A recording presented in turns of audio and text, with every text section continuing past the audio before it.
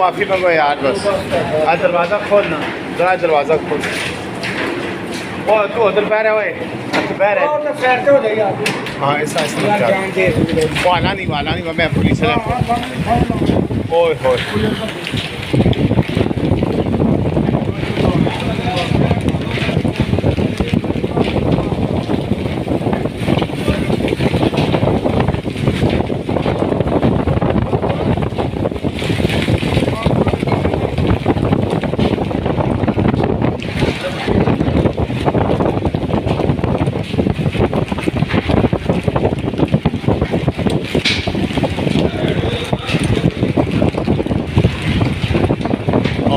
اللہ تعالیٰ معاف کرے جی. یہ بہت زیادہ طوفان ہے اور اس طوفان نے جاسر مسجد کے اندر بھی جو ہے نا وہ شیشے توڑ دیے ہیں.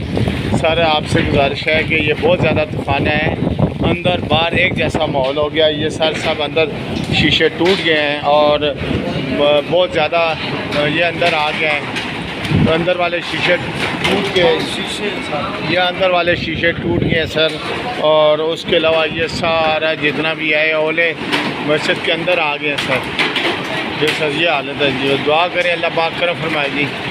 جی سر